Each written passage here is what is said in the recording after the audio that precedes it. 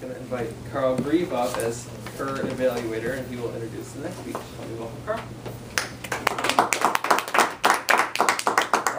Jesse?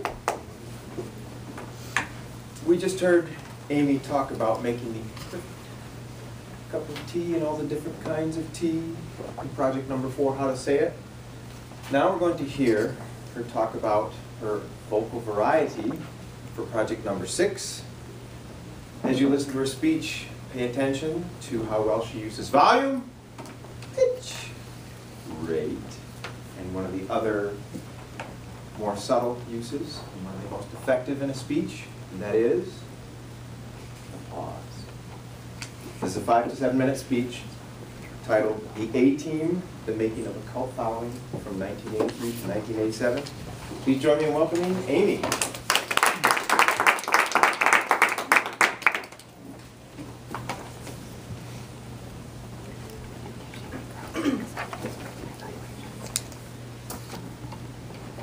The A-Team is an iconic show from the mid-1980s that has a cult following, mainly with males who were children during the show's first airing.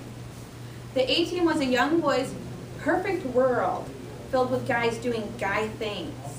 An easy-to-follow formula. You felt united with the brotherhood of soldiers of fortune. They were lovable characters, great quotes, and lots of satanic violence.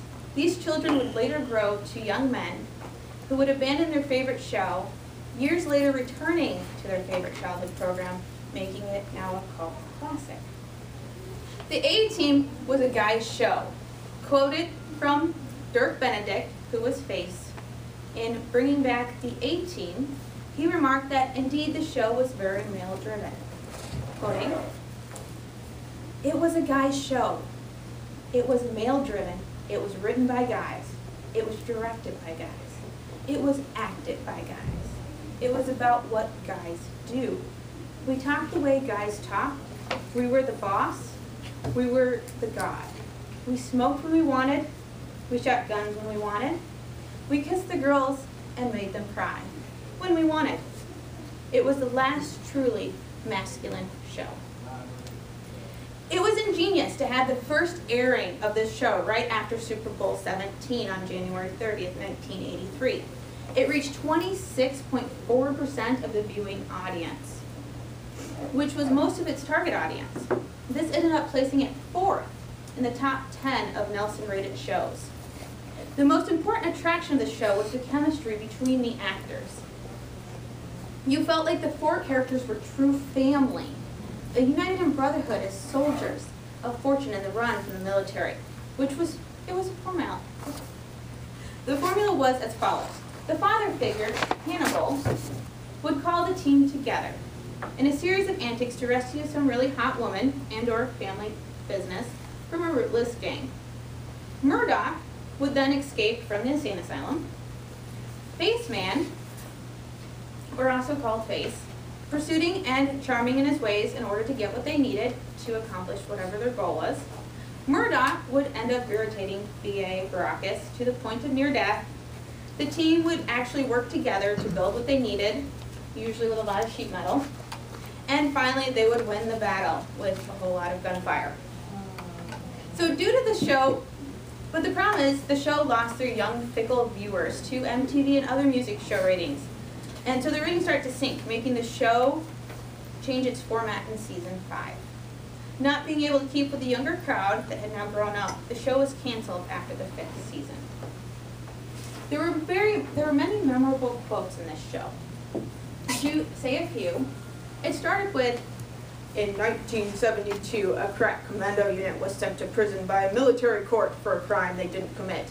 These men promptly escaped from a maximum security stockade to the Los Angeles underground. Today, still wanted by the government. They survive as soldiers of fortune. If you have a problem, if no one else can help, and if you can find them, maybe you can hire the A-Team." Dun dun dun, dun dun dun. Come on, everyone knows that theme song. It's a classic, right? B.A. had many, many really great quotes. Well, one of the most common was, "I ain't going on no airplane. What's going on, suckers? And if he's flying, then we're dying." So And of course, the most popular and well-recognized was Hannibal's "I love it when a plan comes together." And of course, he had the cigar in his mouth. But as children started to grow up, they start to lose interest in the simple, violent shows. According to an article in New York Times titled "TV View, It's Fun and It's Not Violent," there was a clear reason for this. But television, a notorious devourer of talent, is never that simple. There are other factors. One is that a substantial number of viewers, if the ratings in recent months are to be believed, are clearly fed up with the mindless violence of car crashing, disliking variety. Another, more subtle, is that younger audiences are turning out of commercial television to watch MTV or their VCRs. Significantly, the only hit series routinely featuring violence in the past year or two has been Miami Vice, which in addition to being a fashion show, looks like an extended music video. In any event, former celebrations of violence like the A-Team in the top 10 not too long ago can now be found sinking to the bottom of the ratings list. The younger audiences who made the show are, in their familiar fickleness, deserting it. Meanwhile, the networks are rediscovering that older audiences are still big consumers who remain attractive to advertisers. So the show's seasonal rankings actually dropped. They went from number 10 to number 4 to 6 to 30, and in their final season were at 53. And they were finally dropped. They actually didn't finish the last 12 episodes of the season to have a full 22.